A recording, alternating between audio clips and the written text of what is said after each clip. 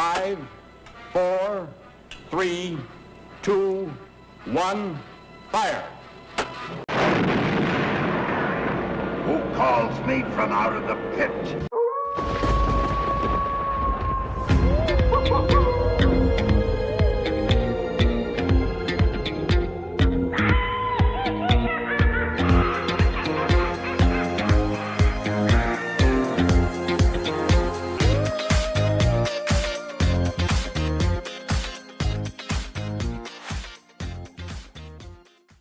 Your eyes will see the wonders of a world no eyes in this world have ever seen before.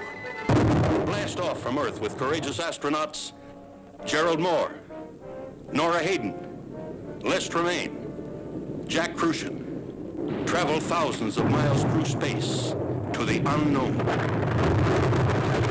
I wonder, will we ever get back to Earth?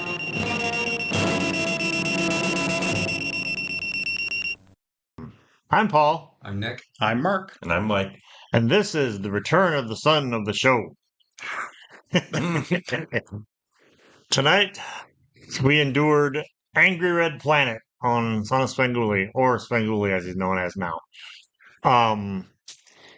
Fellas, Well, thoughts? it's I guess one of the first things I noticed is that I actually kind of liked was how they separated things with color.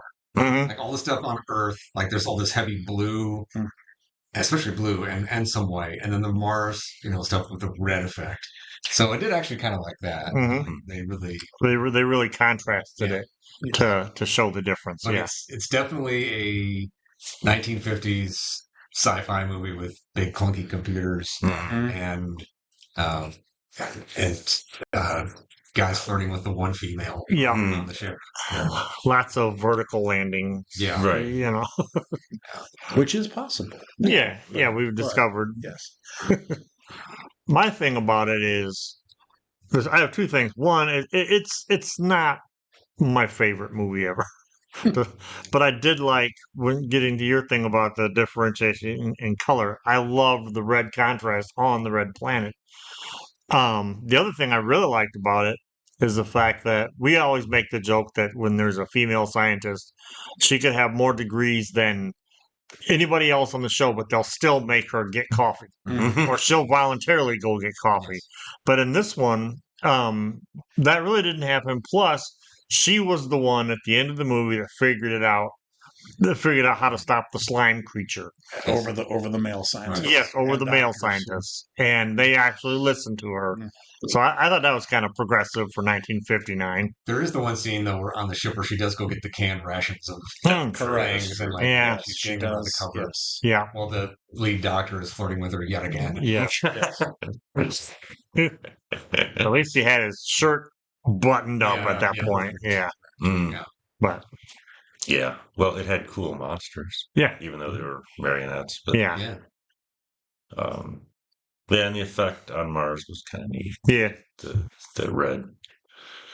That would have been cool to see in the theaters, though. I think like when you're in the theaters, when you're in the movies, and it goes black, and how black that gets. Mhm. It would have been Yeah. Mario Bava would have been. This movie's great. Totally. If it were a Mario Bava movie, her shirt would have been open. Yeah. Right. Yeah, totally. I think it needed an editor. Yeah, There were a couple of, Svengoolie even pointed it out where the first monster that appears was blue instead of red. The idiot Ben Grimm comic relief guy, Sam, kisses his gun as if he has no faceplate on his mask while on the surface of Mars. yeah. When he's got his helmet on, he can somehow kiss through the glass. Mm-hmm. But I did like the red effect too. I thought that was neat, and the monsters, the marionette was really cool. Yeah. And the fact I like the idea that they had to blind it. That was like how they finally. But odd that maybe this is the 50s still. I guess it was still a thing, but the conquering nature. So they rather than try to understand things, they just kill everything. So they attack it first and ask questions later. And NASA apparently a machete is part of your astronaut gear. So, I mean, I get the guns. I get the whatever that was, sonic or laser. I don't know. Yeah, whatever it was to not have to make a Freeze laser gun, beam. Mr. Freeze, I Yeah. suppose. Yeah, with a It was a freeze freeze gun. Yeah, but the machete Yeah. just didn't, you know. Right. But also, don't forget your boy's gun discipline. Yes, With- Tom. Yes, yes. Gun discipline. I've Yes. seen him a lot. it's Finger like on the trigger, letting people walk in front of him. Yeah, he's swinging around while he's talking. yeah, hey, you go over there. Yeah. And then he later on could not get the machete back in the scabbard. He just kept messing with it in the scene. It's like was it Plan 9 from Outer Space where the detective's got the gun and he's like doing this with it. Yeah. Yeah, right. Yeah, it's playing it over there. Yeah. You go over there. You right. I just love how prior to the 60s, where it was just assumed that rockets could be huge. I mean, you look at that room they're in, and the Yeah. ceiling is 10, at least a good 10 feet high. And so, and lots of room to walk around. And Svengoolie also pointed out, apparently it had anti-gravity Yeah. or had some sort of gravity field because they weren't floating. It's like there's two levels in the top in the rocket. Yeah. That's why the ceilings are so high. Right, you know? right. Yeah, that's kind of like the difference between the original Star Trek series and the movies. Mm-hmm. That's one of the things they changed, I think, is they made, because in the series, the halls are really wide and there's a lot of space. Mm-hmm. But when they went to the movies, the halls were narrower and more cramped looking.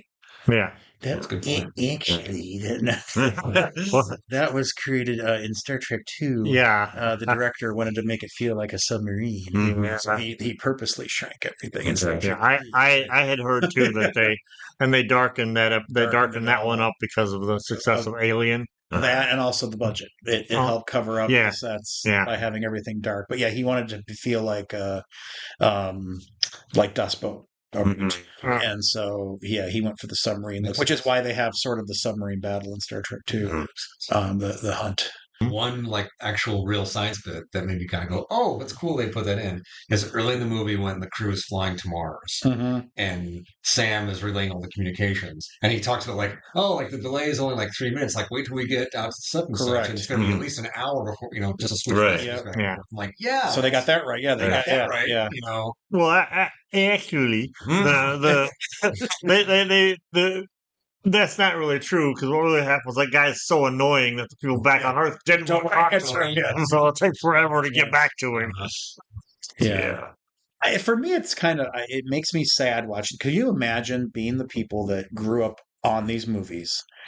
And then you get the moon landing, you get, Mariner 7 going to Mars, and there's just nothing. Yeah. And so how much cooler the universe was in these movies than, that there'd be life, there'd be animals, there'd be plants, and there's just nothing. Yeah, like they don't freak out in the least when they land on Mars and there's vegetation everywhere. Yes. Right. Oh, we didn't know. Yeah, it's just kind of assumed. I was waiting for them to talk about canals. Well, they did have a lake. Yeah. Well, they should have brought up the canals. There should have been the canals on Mars. Yeah. One thing Sven did not point out is Les Tremaine, who is in this movie, plays the scientist, was mentor on the Shazam Saturday morning show. That's right. Yeah. Rocking that goatee all those years.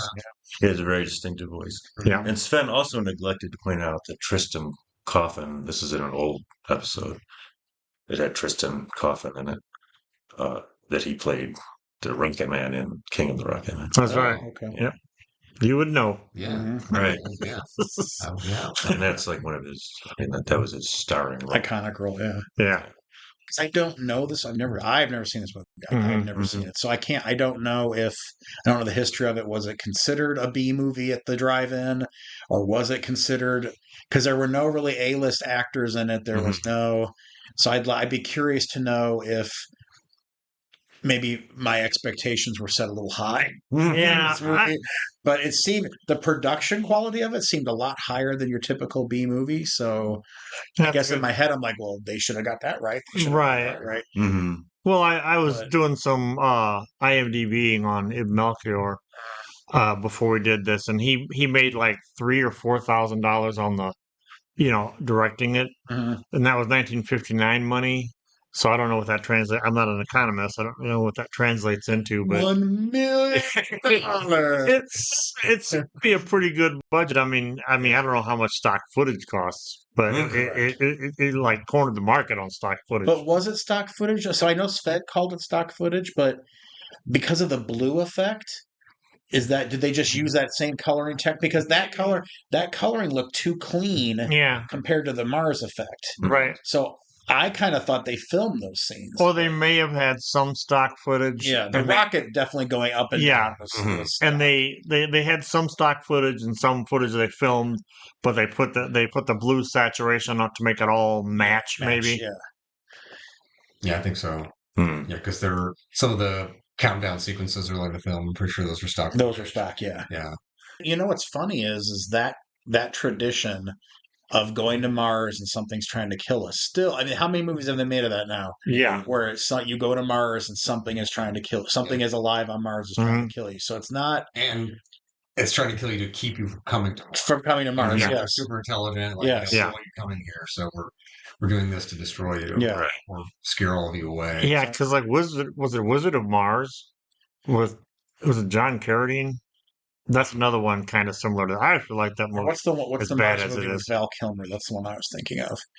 Where Val Kilmer goes to Mars and and it's trying to kill him. Yes. I can't remember the name I of like it. it as well. But Yeah. yes. If only one of us had a phone, Uh-huh. we could look it up. Had to do this all through the Bionic Woman recording. As soon as you say it, I'm gonna know. Like, Right. All right. Well, I liked the one where Bugs Bunny went to Mars. where's Mr. Boom? Uh-huh. Yeah, and all those instant Martians were chasing. Run for the hills, folks. It was called Red Planet. Right. So wait, Oh, the one where they kind of. I wonder if let me look it up. Maybe they stole it from Angry Red Planet. Perhaps, yeah. Because It's just a slight dreadful. Yes. Irritated Somewhat planet. annoying Red Planet. Yes. Well, the classic is was it Mars is Heaven? Hmm. Right, where like the Martians are Oh yeah. making you think that Yeah. like, when they get to Mars, it's their hometown and like their relatives are there, and turns out like it's a whole scheme by the Martians to trick you. When I was little, yeah, that was part of the Martian Chronicles TV show, and when that came out when I was a kid, man, I swore off chocolate pudding because that's what I thought they had drugged at the picnic. Which I meant no chocolate pudding for me. But at least it matched the title, though. The planet was angry that they were there visiting and killing its life forms. Right. Yeah, it wasn't just like kind of like a metaphorical title or something that actually the planet was angry, folks. Correct. That is true. And a bit of pre-Star Trek about the whole you are killing each other, you're fighting each other, you haven't advanced far enough to be worthy. I mean, that's how many episodes of Star Trek did that. Right. Humanity wasn't worthy yet to ascend. Mm-hmm. It makes you wonder if like Roddenberry saw that movie because, like I said, that was like a direct couple Star Trek stories, or DC and or whoever else wrote for Star Trek, because that was a huge theme that we weren't. Was the Organians didn't. Because they had us fight, Kirk fight the Gorn and all that kind of stuff. That's, isn't that pretty much the premise of the day the Earth stood still? Yes, exactly. Exactly. Earth, like you're all idiots. Yes, you're gonna kill yourselves. You gotta get this right, or my giant robot's gonna destroy you. Correct. Whatever. Yep. Yeah. I thought that was Plan 9 from outer space. Oh, yes, stupid. That's true. Good point. So, man, the more we talk about it, the more I kind of like the movie. Changing my mind. Yeah. Minus the kissing his gun. That character annoyed the hell out of me. I hate stock. Talking about stock footage. He's stock character. I think it was you, Paul, who said like if this movie had like less budget, that character would have just been a chimpanzee. Right. Would have helped her make coffee. Yeah, that's true. That's true. Yeah. If had a bigger budget, it had a chimpanzee. Yeah. Dude realizes early on he would have been replaced by a chimpanzee. Yeah. There would have been some wacky sequence in which the chimpanzee saves the crew. Yeah. Yeah. Or the Yeah. chimpanzee stays on Mars. They embrace the chimpanzee. Yeah, and- totally. Yeah. Yep. And the chimpanzee does something silly, and they all laugh amongst. Correct. Yes. And they raise a cup of coffee at the end of the movie. Yes, like right, a Chips yeah. episode. And then it rips one of their faces off. Yeah. Then Mars becomes a planet where apes. Yeah. Yes. Planet of the Apes is Mars. Says Mars. Angry ape planet. Start writing that sequel, right? There's something about this era of science fiction that just. I don't want to be petty, I guess, but it just looks so cheap. It's like everything is obviously a set. Mm-hmm. Sure. You know, like the ship. It's just, I don't know. Mm-hmm. It's like they just threw a bunch of computers onto a stage. Yeah. Well, you pointed out the sound. Was it you or one of you pointed out the soundboard? Yeah, it looks like a Yeah. soundboard. Basically, a soundboard for Yeah. a music studio. Yeah, was they it? just Right. brought in and just like added some extra lights and Yeah. But I can't criticize it as a lifetime fan of Doctor Who. I cannot criticize cheap sets. Yeah. And Well, yeah. repurposed Well, things.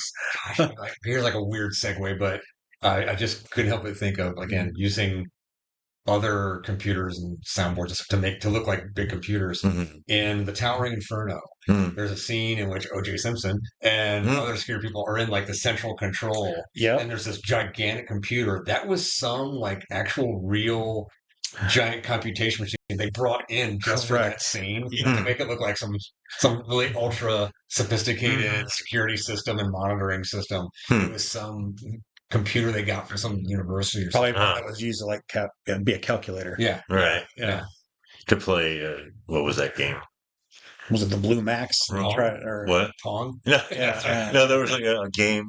Oh, I think it's where the Rogue originally came from, the Rogue games, where it's like sort of like a Dungeons and Dragons oh, scenario, and you're like a little X or something, and you Oh. go to different rooms. And, okay.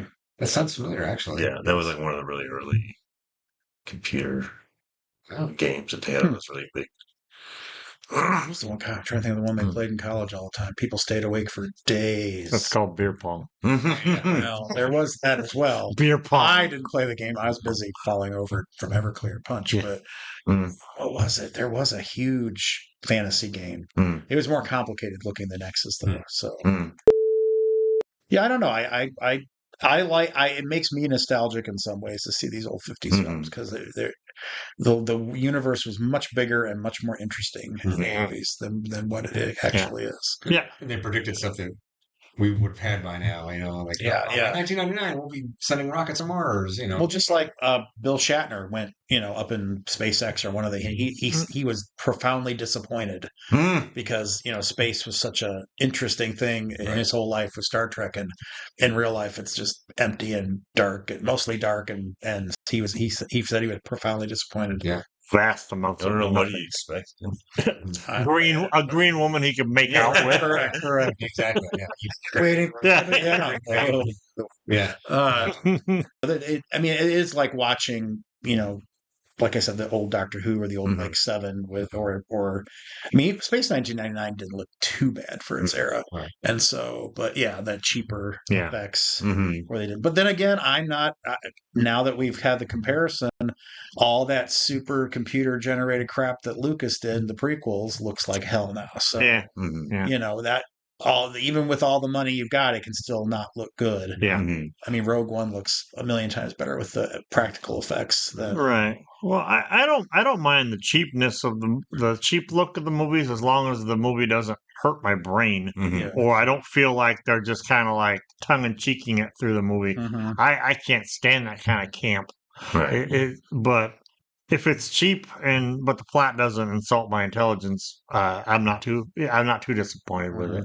Or if it's trying to be more than it is. So if it's trying to tout itself as a great movie and clearly it's cheap and made on the cheap. In the opposite, so spoilers alert if you haven't watched the whole new season of Doctor Who yet.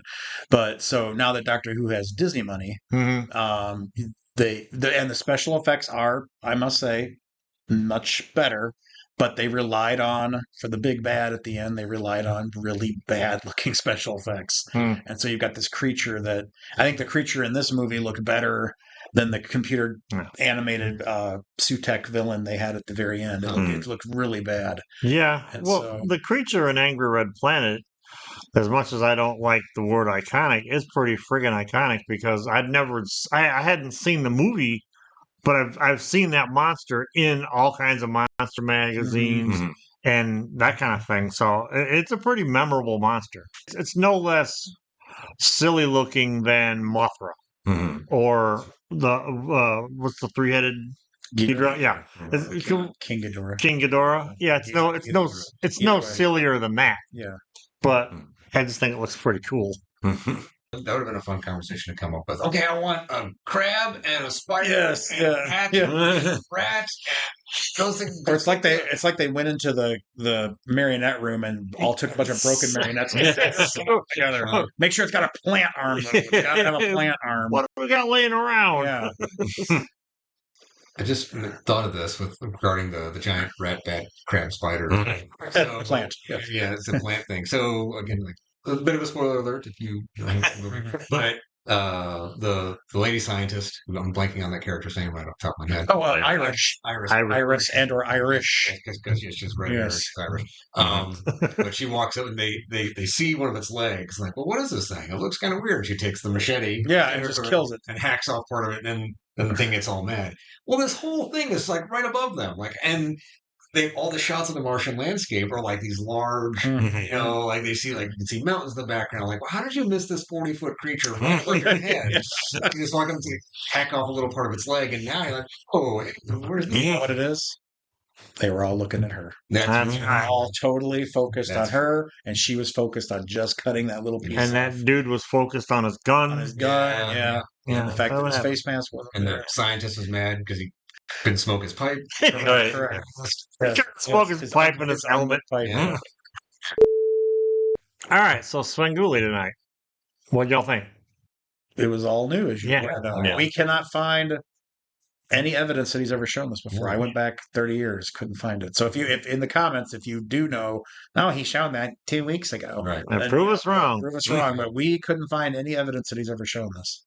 And all the footage, all of his bits were new, Mhm. except for his little classic bit at the end. Yeah. So, there's not much you can complain about this episode. I think the song was great. Yeah. The song's Yeah. good. And he did two of them, kind of, the mishmash. Right. Yeah, it had what's his face? The nostalgia. Nostalgic Bra, too. Yeah, there's some good jokes in that. Mm-hmm. What was the commercial they did?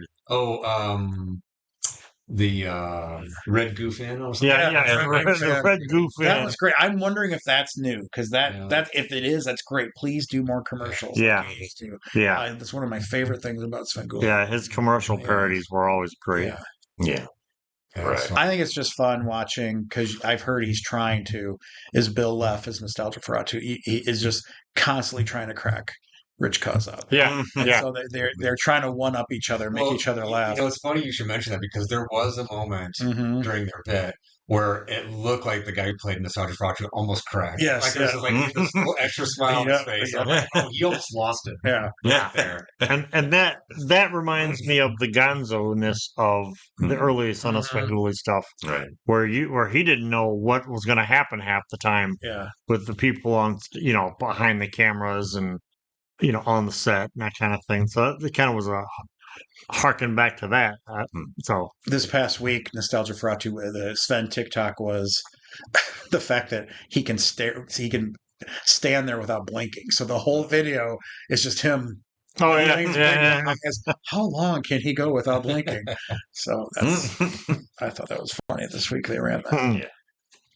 Let's see. So, if I remember right, my count was 5 commercials, all about for like Addiction recovery. Yeah. You're right. You know why? Because for the last 10 years of Svengoolie, it's been all the pill ads. So Right. now we're all pill heads. So Right. now we're on every pill. We've gone to our doctor about every pill we've seen. So now we need an addiction recovery. They Yeah, created you're right, their though, own that was a problem. lot. Yeah. 5. 5 times by my count, Yeah. and still no Shaq. No, yeah. No, Shaq hasn't been around. They showed him He's last busy. week, I think. Yeah, they did. Yeah. Yeah. Yep. I thought the male was was really interesting this time with the guy, whoever went to the convention and had various artists draw Svengoolie Mhm. mail them in. Oh, yeah, that was cool. neat. That was Yeah. cool how he did that. Yeah. Yeah. I mean, all in all, a good episode, I think. Mhm. New episode. So those of you that complain, here you go. Here's Yeah. the new one. We're at Mike's favorite part of the show, Mhm. which is the question of the day is what planetary exploration movie would you like to see Sven on Svengoolie? I'm going to go with, although they're not on the planet the whole time, Mhm. I'm going to go with The Terror from Beyond Space. Mm. Mhm. They land on the planet, the alien gets out of the ship, and Oh yeah, that's a good Right. one. that's That's really pretty good. much like the inspiration for Alien, or although it's kind of debatable. Like, Yeah. Yeah. No, it is a lot. Ridley Scott's like, well, I know, I've never, it's not really an inspiration, but good, great, it's the same plot. Right. Yeah. So yeah, I'd probably go with that. I was gonna say, but I don't remember there ever being a planet in it. Well, So I was gonna do Santa Claus versus the Martian. Did you go to Mo? Yeah, the there's only reason that. this movie's popping in my head is because apparently they're gonna make a remake of it. Enemy Mine. Oh yeah. Which is yeah. not as much planetary exploration, but alien Well, on a it's different world. yeah. So you land on a different world. I guess I meant exploration and just that's Yeah. the setting. Yeah, yeah. You know. Well, I don't remember the title of this movie, but it might be Prehistoric Planet or something, where these people go to a planet and there's all stop motion animated dinosaurs. Hmm. And I really like stop motion animation, so Mhm. it's kind of a cool movie. Is that the one that it's kind of like an Adam and Eve allegory at the end Yeah, of I it? Yeah, think so, yeah. yeah. I can't remember what that's called either. But like their laser guns or whatever don't really work against them. Mhm. Yeah, I remember that one. I just can't remember the name of it. Yeah. While we're prehistoricing it, I'm gonna go with was Journey to the Planet of the Prehistoric Women. Too, yeah. Yeah. For me though, that movie is three movies because it was Planet of the Storms, Planet of the Prehistoric Women, and then it had a third iteration that I can't recall. I will watch any of them as much as I like the original because it's a Russian sci-fi movie. Mhm. As much as I love that movie, I liked the twist ending in Prehistoric Women more. So. Yeah. And it's got that cool big ass robot in it. Yeah, it's a lot of fun. This might be too big a movie for Sven to show. I don't know, but the best planetary exploration movie of all time, which turns out not to actually be an planet. Uh-huh. It is, of course, Planet of the Apes. Right. Sure. Yeah. Yeah, how cool would that be? That would be. Yeah. Oh. Speaking of big budget movies, we could watch the Disney John Carter movie. John Carter of Mars. I love that movie. I haven't seen it. I always You've wanted never to. seen it? I've never sat down Bro. and watched it. You're the reason why it didn't take off. I know. Right. It's my fault. People like you. Yeah. Yeah. Well, having said all that to say all this, just like in the beginning of the show, I'm Paul. I'm Nick. I'm Mark. I'm Mike. And this has been the return of the son of the show.